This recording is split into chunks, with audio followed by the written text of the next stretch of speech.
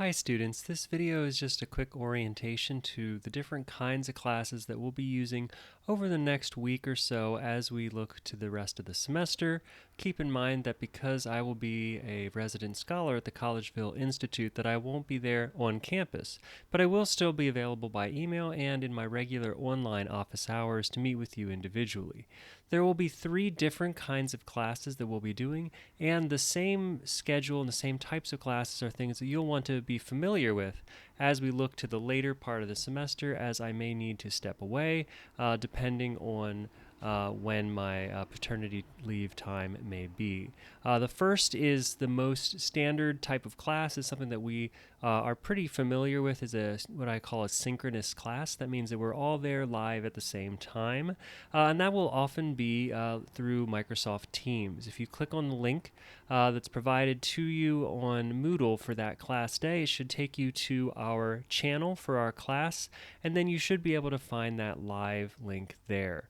And again, that is the standard live class. You should plan to be there, to be engaged, be right there at the beginning of class. I recommend that you have your camera on and we can sort of, again, direct this as discussion oriented as possible. Most of the time we'll have a live session that's somewhere in the neighborhood of half of our regular time, as well as some activities that you'll also be doing.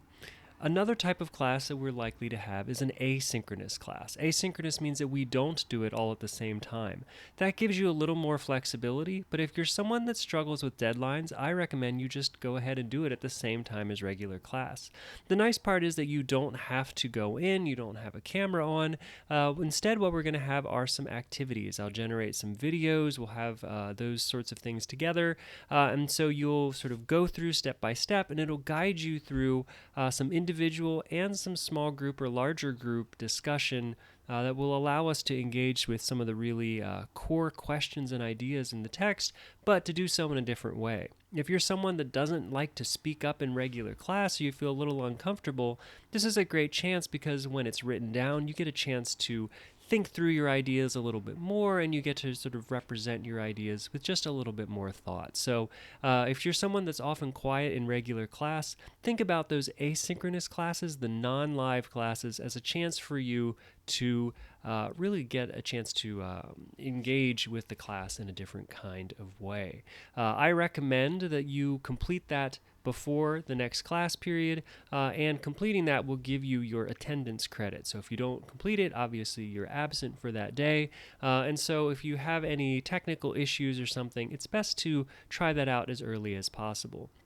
The third type of class is a class that might be more of a hybrid class. So you'll see synchronous, asynchronous, and hybrid. Hybrid will be a class where the format will be a little bit mixed. You might have something where we start together in class and then you complete that out of class.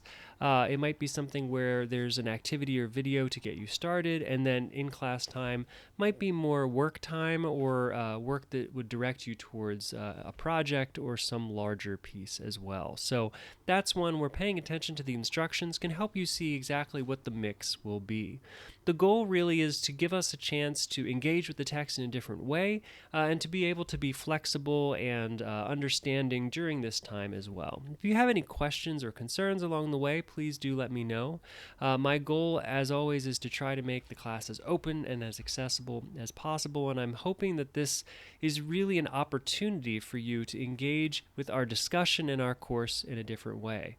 I often find that students who sometimes are less comfortable talking in class might be able to find themselves to participate more in maybe an asynchronous class or perhaps even in the chat function of a synchronous class.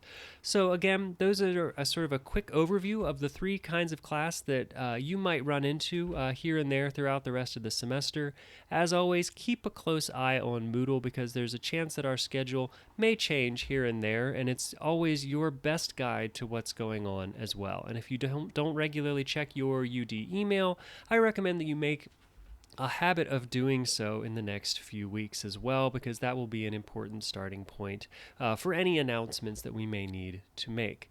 If you have any questions or if you have any concerns, perhaps you may have technology or other issues, please don't hesitate to send me an email. As always, again, I want to sort of have that available to you. If you are having trouble with your email itself, that's probably something that IT in the Couchman Reading Room of the library can help you with as well. Thanks for taking a look through here, and I look forward to learning with you throughout the rest of this semester. Thanks.